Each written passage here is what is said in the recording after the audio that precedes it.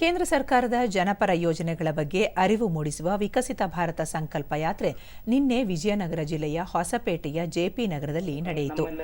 Bank ಅಧಿಕಾರಿಗಳು ಹಾಗೂ ವಿವಿಧ ಇಲಾಖೆಗಳ ಅಧಿಕಾರಿಗಳು ಕೇಂದ್ರದ ಯೋಜನೆಗಳ ಪ್ರಯೋಜನಗಳ ಬಗ್ಗೆ ಗ್ರಾಮಸ್ಥರಿಗೆ ಕಿರುಚಿತ್ರದ ಮೂಲಕ ಅರಿವು ಮೂಡಿಸಿದರು. ಕರ್ನಾಟಕವು ಕೈಗಾರಿಕಾ ಮತ್ತು ವ್ಯಾಪಾರ ಚಟುವಟಿಕೆಗಳ ಕೇಂದ್ರವಾಗಿ ನವ ಭಾರತಕ್ಕೆ ಹೊಸ ದಿಕ್ಕನ್ನು ತೋರಿಸುತ್ತಿದೆ.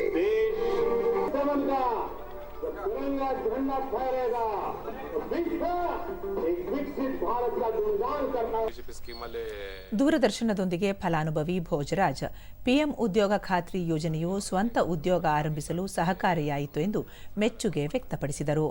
ಜೆರಾಕ್ಸ್ ಅಂಗಡಿ ಮಾಡಿ ಈ ಸ್ಕೀಮ್ ಅಡಿಯಲ್ಲಿ ನಾನು ಲೋನ್ ತಗೊಂಡು ಜೆರಾಕ್ಸ್ ಅಂಗಡಿ ನಡೆಸ್ತಾ ಇದ್ದೀನಿ. ಚೆನ್ನಾಗಿ ನಡೀತಿದೆ. ಈ ಲೋನ್ ತಗೊಂಡು ಯೂಸ್ ಮಾಡೋಕ್ಕೆ ಮರುಪಾವತಿ ಕೂಡ ಚೆನ್ನಾಗಿ ಮಾಡ್ತಿದ್ದೀನಿ ಸರ್. ಬ್ಯಾಂಕಲ್ಲಿ ಕೂಡ ಸ್ವಲ್ಪ ಸಬ್ಸಿಡಿ ಚೆನ್ನಾಗಿದೆ.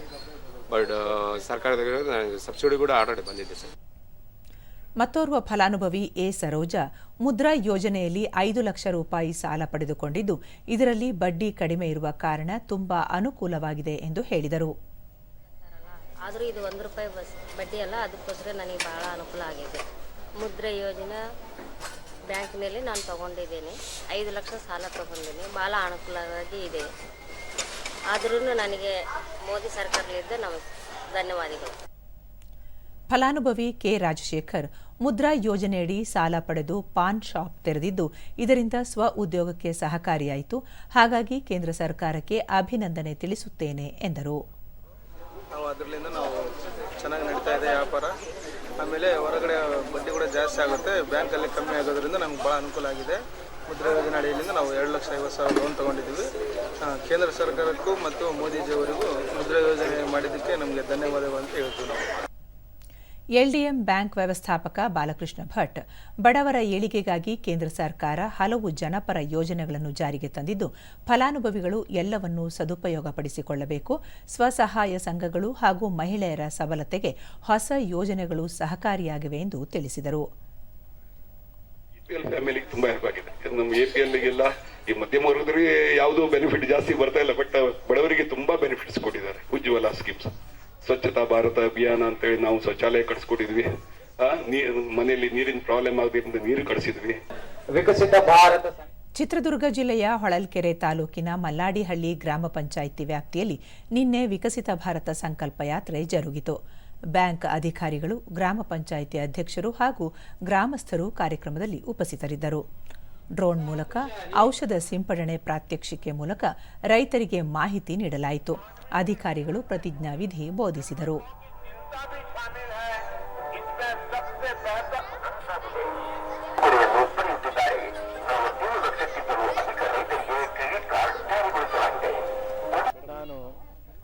ದೂರದರ್ಶನದೊಂದಿಗೆ ಫಲಾನುಭವಿ ರೈತ ಸುರೇಶ್ ಮುದ್ರಾ ಯೋಜನೆಯಿಂದ ಸಾಲ ಪಡೆದು ಕೃಷಿಯಲ್ಲಿ ತೊಡಗಿಸಿಕೊಂಡಿದ್ದು, ಇದರಿಂದ ಬದುಕಿಗೆ ಆಧಾರವಾಗಿದೆ. ಕೇಂದ್ರ ಸರ್ಕಾರಕ್ಕೆ ಧನ್ಯವಾದ ತಿಳಿಸುತ್ತೇನೆ ಎಂದರು. ಅಡಿಕೆ ಸುಲಿ ಯಂತ್ರನ ತಗೊಳ್ಳಿಕ್ಕೆ ನಾನು ಮಂಜೂರು ಮಾಡಿಕೊಡ್ತೀನಿ ಅಂತೇಳಿ ಮಾಡಿಕೊಟ್ರು. 6 ಲಕ್ಷ ರೂಪಾಯಿವರೆಗೂ ಸಾಲ ಮಾಡಿಕೊಟ್ರು. ಪ್ರತಿ ತಿಂಗಳು ಅದನ್ನು ನಾನು ಕಟ್ಕೊಂಡು ಹೋಗ್ತಾ ಇದ್ದೀನಿ. ಬಟ್ ನಮಗೆ ಜೀವನಕ್ಕೆ ಒಂದು ಒಳ್ಳೆ ದಾರಿ ಸಿಕ್ತು. ಕೇಂದ್ರ ಸರ್ಕಾರದ ವಿಚಾರ ಹೇಳ್ತಾ ಹೋದರೆ ತುಂಬ ಇದಾವೆ ಹೇಳೋವಂಥದ್ದು. ತುಂಬ ಮಾದರಿಯಾಗಿರ್ತಕ್ಕಂಥ ಕೆಲಸಗಳನ್ನ ಫಲಾನುಭವಿಗಳಿಗೆ ನೇರವಾಗಿ ಒಳ್ಳೆ ಕೆಲಸ ಮಾಡಿಕೊಟ್ಟಿದ್ದಾರೆ.